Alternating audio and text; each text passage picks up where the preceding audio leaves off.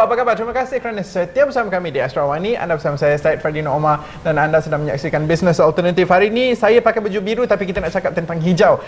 Kenapa? Sebab hari ini topiknya ialah Addressing Sustainability through Anugerah Hijau.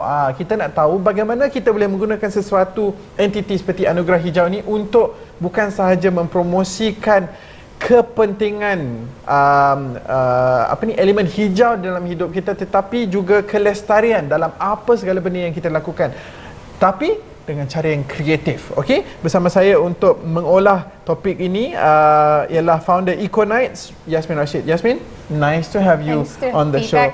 Yeah, we've done a show before this, but this was all about her. But today it's all about what she stands for. And one thing amazing about this woman is you are never ever going to go slow when it comes to going green, huh? No, as long as I still have the energy and I still am needed, yes, I will continue. Okay, let's just paint a picture first, you know, from your perspective. You know, sometimes we hear a lot of greenies and we see a lot of greenies. You're a greenie, but what is it about going green that is so very important to you? Going green and also being sustainable in everything that you do. Oh, I think I can't stress the importance of it because we're doing it. I think what most people think is when they want to be green, they want immediate results or benefits for themselves. But my motivation is looking further ahead. I mean, will my child or children have the same kind of environment as I did when I was growing up? And I don't mean same as in technology-wise and all that. Just simple things that makes life better in quality, fresher air, cleaner water, and so forth. And you know we're not getting much of that today. Yeah. So I'm very worried how much more it will get worse in the future. And looking on the positive aspect, what is it that can be done today to mitigate that? I mean, eventually, at some point, if you don't take care, the earth is going to go to shambles. It's going to, yeah. I mean, driving to work today, you know, I was looking at the city from afar and I couldn't decide whether if it was smog or rain. Before this, you look, you know, if the city couldn't be seen, you knew it was rain because it was only rainwater that could cover it. But now you can't because you know pollution has done this, and we're trying to address this through Anugerah Hijau. Right. So how does that work then? Well, Anugerah Hijau first and foremost is competition. It's a competition open to all youths in the country, and we wanted to. The origin of Anugerah Hijau was we wanted to provide a creative platform for youth today to address environmental issue through creativity. Okay. The reason being is because I also teach at the university and I also do a lot of talks. I realized that a lot of young adults today are very fearful of anything green simply because they think it's a science thing. And I wanted to take them away from this misconception, what I call a misconception, by allowing them to adopt creativity or innovation in addressing a green issue. So therefore this platform, Anugerah Hijau, came about. And we only target 3 areas, which is the fashion industry, filmmaking, and architecture. And these 3 categories in the competition seem to be very vibrant because the kids love it. Yeah. I was going to say that. My guess is because it's the in thing for kids. Yeah. Everyone likes designing. Everyone likes fashion design. But we throw them the challenge. Can the future of fashion be sustainable? Can the future of architecture be more sustainable, or like you said, lestari and mampan? So we throw them that challenge, and it has been quite a whirlwind of a journey right now, seeing not just ideas, but the kind of talents we have out there. We actually have 2 more minutes before we go to break, but I'm going to go to break now because I want to come back and talk about what is it that you do in Anugerah Hijau and how do you attack creativity in the best creative way possible. And I want an unadulterated talk. Yes, so stay with us on Business Alternative.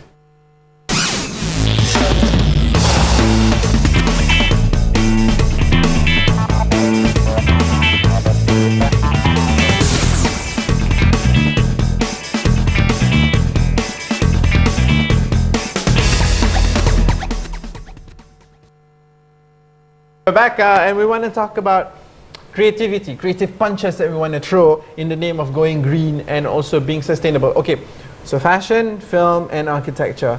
How do we do this then? how does the competition work? Yeah. We have a web portal, anugrahhijau.my. Every year the competition launches February, March.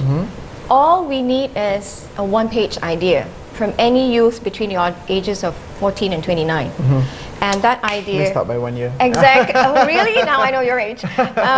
And we have a panel of judges and mentors, and they are very specific for each category. So for filmmaking, we have Lara Arifin, Harun Rahman. And then for fashion, we have Tengku Syami and Natalie Zainal from We Are Ultra. And then for architecture, we have, of course, the famous Serena Hijaz and Thiru Jalindran from MGBC. Right. Now, these mentors are all industry experts. They've done their green films, they've done their environmental documentaries, they've actually, like for We Are Ultra, they're just selling their fashion. They're out there in the market. They're out there and they're recognized.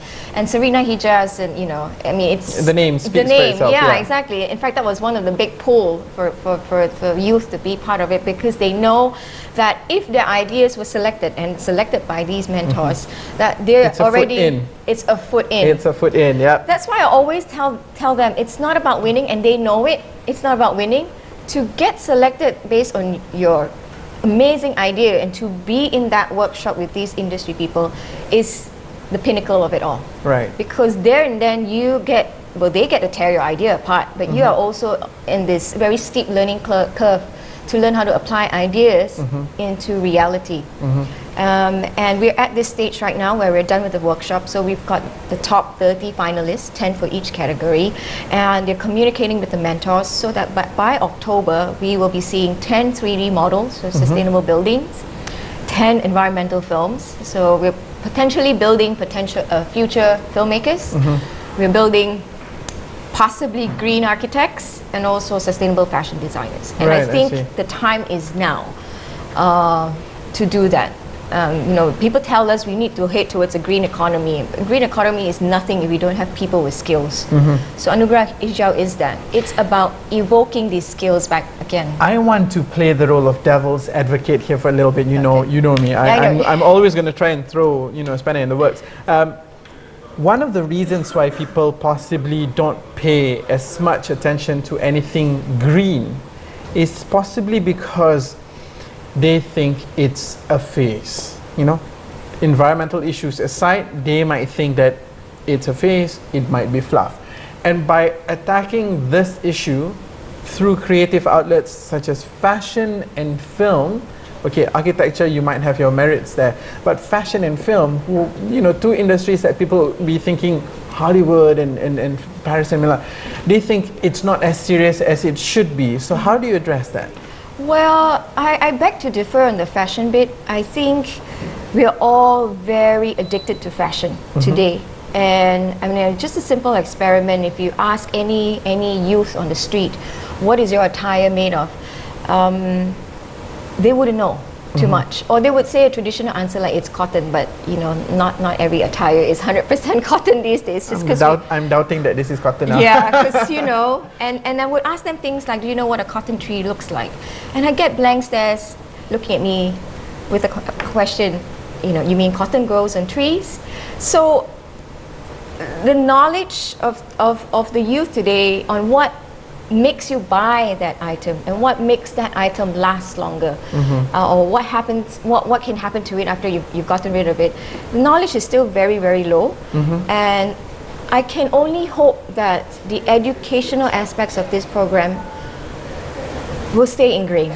Stay ingrained, that so that in the future, if they're going to be designing something, they're going to need to be choosing fabrics, they would know the decision of why they should choose friendlier fabric, for instance, maybe minimal dye, or maybe sourced sustainably or ethically. So that helps in terms of decision-making process in running any businesses. Right, I see. And for filmmaking, I'm not hoping to make any Hollywood filmmakers or directors. What I'm actually... But if jadi, then you know, if it's a jadi, bonus oh lah. my God, yes, why not? But I think for selfish reasons, filmmaking is all about the issues. We live in a country so rich with all these environmental stories, or green stories, national heritage, but yet we're failing to capture it. And a lot of the films that are famous, done by foreigners, seem to be focusing on the Asia region. because we have rich content. And I hope that the filmmaking students will get to know what kind of content to use and what kind of content that are available for them to produce good work. You're amassing your soldiers. That's what you're doing. Yeah. You're amassing the soldiers to I'm talk starting about a cult. I'm just kidding.